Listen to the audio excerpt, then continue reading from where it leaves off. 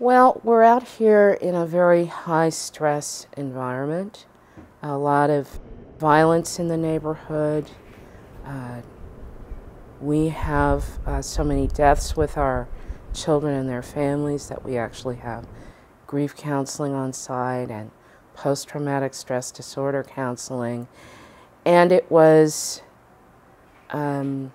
reputed to be a program that could help both staff and students.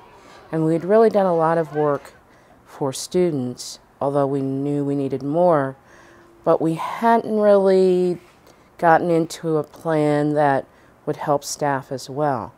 And, you know, it said help with burnout, help with stress-related health problems. And so I said, And they said it was easy. So I said, let's get some folks to go over and find out what it's about. So that was it. The thing is that you have to remember that I'm old and I'm Irish. I will basically disbelieve anything until I see it, until I try it. And so when it was suggested, I thought, I am willing, I'm open-minded, but didn't really believe that it could possibly work.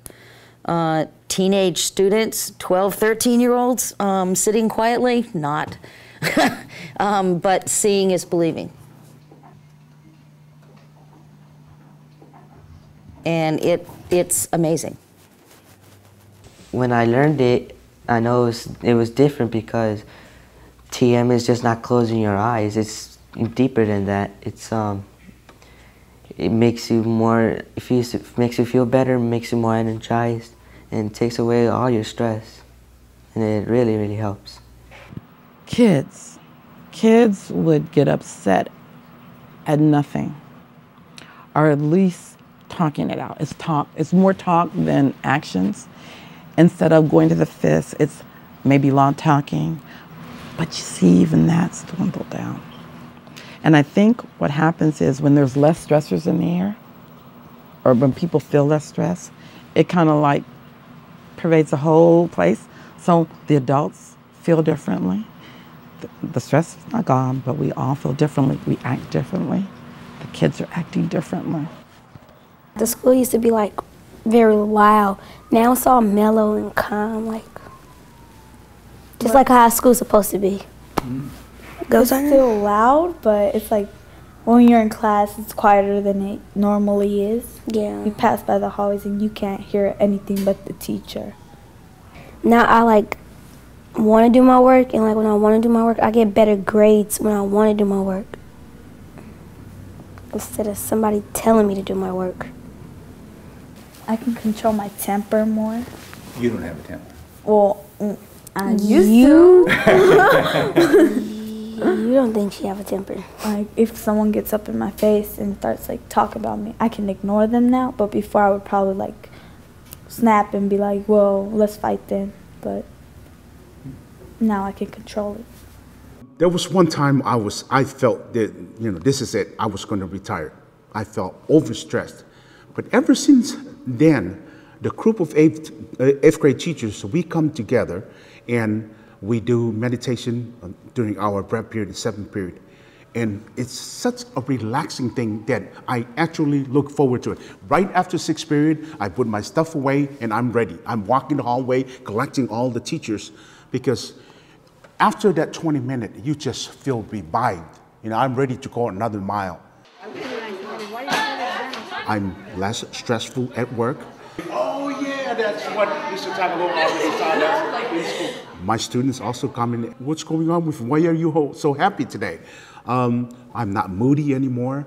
And also, my health, I've been doing great. Going to the gym, I find a lot of energy after work. Usually before, when I get home, I'm through. I'll just have a meal, go to bed, and I'm done. But now I get home, relax, have a snack, and then go to the gym and work out, full of energy and life.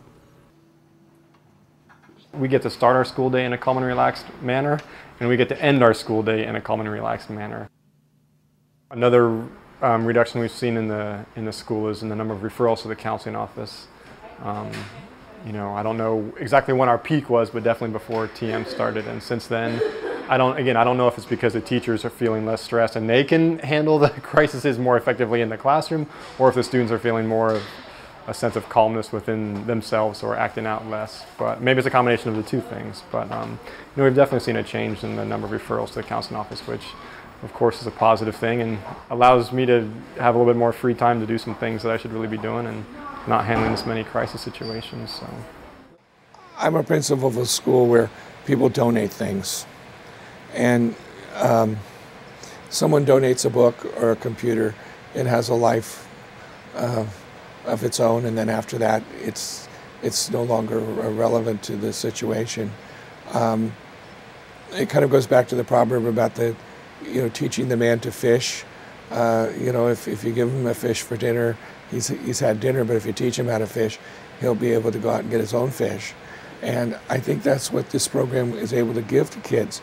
This is not something that's just going to be for this year and next year, but it's something that they will be able to have as a lifelong tool to use. And that is very exciting to me. Very good. Congratulations.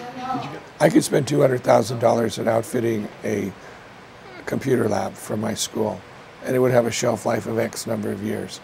The shelf life for this kind of a program, it far exceeds that, and it helps the entire school community. And going back to wellness, I think that's one of the more important things, because the program not only helps the students, but it helps the adults and the interaction between the two. And so everybody gains. And it takes a half an hour to do this a day. And I think it's time well spent.